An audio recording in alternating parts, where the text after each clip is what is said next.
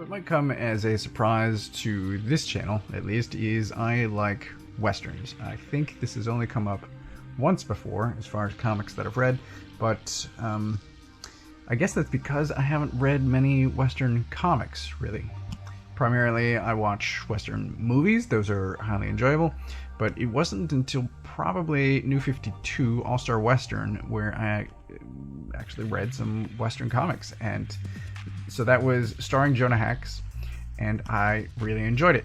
It was also written by Palmiotti and Gray, and most of the universe was restarted at the start of New 52, but sort of Batman and Green Lantern histories carried over for the most part.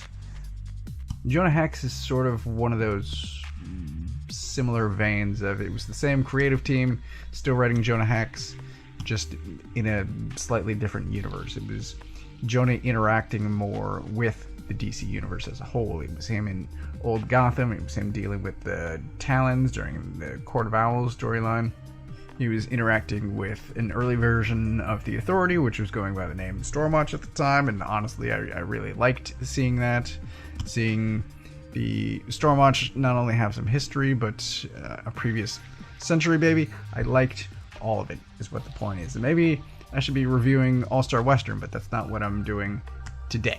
I wanted more. I knew that these two guys had written a previous Jonah Hex series. I bought that. It sat on my shelf for years, unread. I read it recently. This is the start of the 2006 series, so this is issues 1 through 6, and it is good. However, it's not what I wanted ultimately out of Jonah Hex. These are all done-in-one stories, so it's good. It's really good. It's just, as I said, not what I wanted. I will show off some of the art as well. Most of this is drawn by Luke Ross. He has a very painted style, as seen here. He looks great. The writing is also really well done, and there's something to be said about done-in-one stories, especially in an era of decompressing the shit out of every storyline. But the New 52 era, the All-Star Western series, had a connective tissue. There was a longer running storyline, whereas this is, as I said, they're all done in ones, but there's no sort of carryover from one to the next. My wife and I have a shorthand.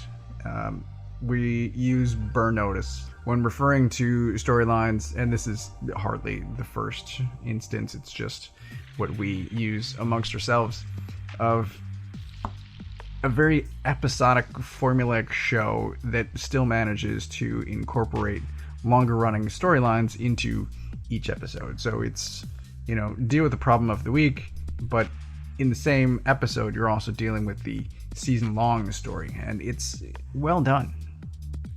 I kind of wanted that here. So you can still have done-in-one episodic stories, but what I wanted was more connective tissue, some sort of longer-running Hex storyline, and that's not present. I don't know if it ultimately becomes that later in the series. This did run for a few years. I don't remember how long exactly, but this did put out plenty of issues. I don't know if their formula changed at all, but as far as this goes, it is good, but I'm ultimately not choosing to keep it. This will be one that I am giving away. I will show too that there's one issue in here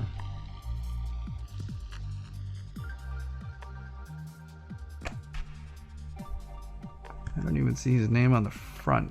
Here we go. Drawn by the Jonah Hex co-creator. So there's one issue drawn by him. So the other 5 issues are drawn by Luke Ross.